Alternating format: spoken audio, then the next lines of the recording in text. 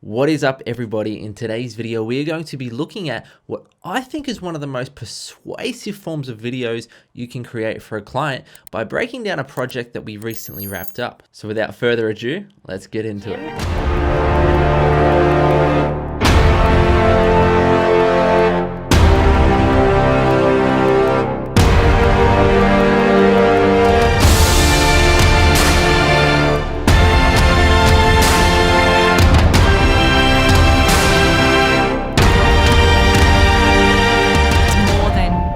Just a business. We want to develop a community, we want to develop friendships, but we also want to see you achieve and accomplish your goals, because that's where the miracles happen.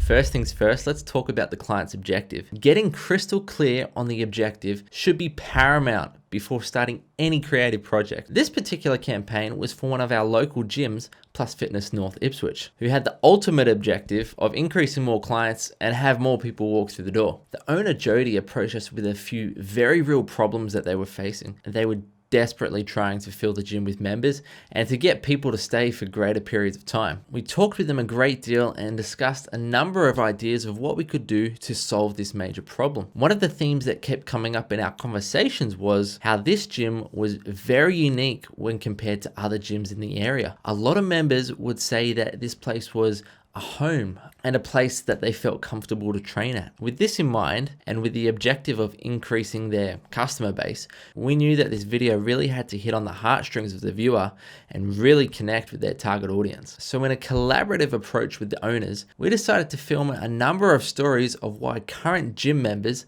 trained. We didn't want this to be a regular testimonial series where members say how great Plus Fitness is, but rather share their own personal story of why they train and why they work out, making these films have a much stronger connection to their audience. So with the objectives being finalized, we went straight into pre-production. The owners organized the talent to be interviewed. We intentionally selected a wide range of age groups and demographics so that we could have a wider range of appeal. We had young people, we had some going through their midlife crisis, and we even had some good old seniors. So as far as the creative aspect goes, we're going to first film the interviews, and then we plan to film some additional B-roll with each member doing a few of their favorite exercises in the gym. This was simply to add to the overall storyline and help the audience really connect with the videos. I took a lot of inspiration from the video series done by Gymshark, Train for Life. When production day rolled around, I hired on the best camera assistant in town, Seth Labrise. He came and just made everything run super smooth, make sure that the lights, the audio,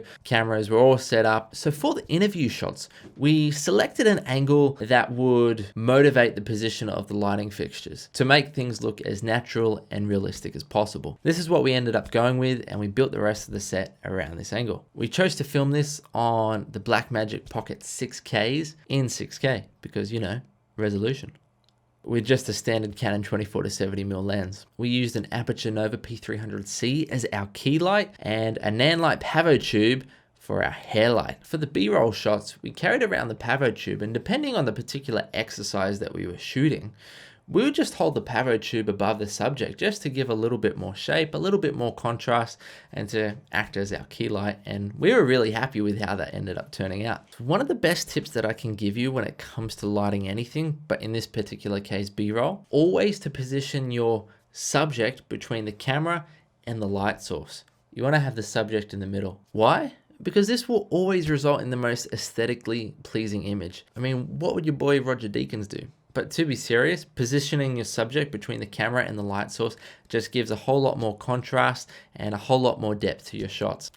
Give it a try in your next project. As for the audio, we used the trusty Rode NTG5 plugged into the Zoom H5. Also, just for redundancy's sake, we had the Tascam DR10Ls clipped onto the talents in case the boom mic failed. Always have redundancy. So conducting the interviews, this is something that I personally really enjoy. I love the challenge of getting someone that you've never met before to sit down and share things that are extremely personal to them. One of the tactics that I use to be able to elicit these responses is to ask inspired questions. What I mean by this is to ask questions that prompt further thought and introspection rather than questions that just get a one-word answer like yes or no. And the way you do this is to listen more than you speak. Before every interview, I always got a list of questions planned out of what I'm going to ask the talent, but in most cases, I don't even look at the script. My number one goal is simply just to have a genuine conversation with the talent, and this will always result in a much more genuine and authentic response. With this particular shoot,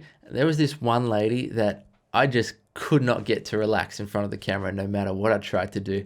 I understand that sometimes it's super nerve-wracking being in front of lights, cameras, microphones for the first time, and I tried so many different calming techniques, but none of them were working. So in the end, we just decided to scrap the interview altogether. Sorry. We ended up shooting these testimonials over 2 days, and then we went straight into post-production. Given the objective, we knew that these videos would not only be used as organic content on social media, but also used as paid advertising. So we decided to keep all the testimonials under 60 seconds so that they could be used across all major digital platforms. The next tip that I have comes to delivery. Make sure that when you deliver a project, you deliver a variety of films. Don't just give the regular 16:9 version that you normally give. Take a proactive stance, even if you're not getting paid for it, and deliver some content that is actually optimized for social media. For our project, we included 4:5 cuts with subtitles, which are much more effective for online engagement, and the clients just absolutely love them. Another great idea is to cut up some 9:16 versions to use on social media stories. All in all, the main lesson of today is to utilize the power and persuasiveness of testimonials. When they are done right, they create a powerful connection between your client and their target audience. So thanks for watching. If you enjoyed this, please comment, let me know what you thought, subscribe, and share it with your friends. We'll see you next time.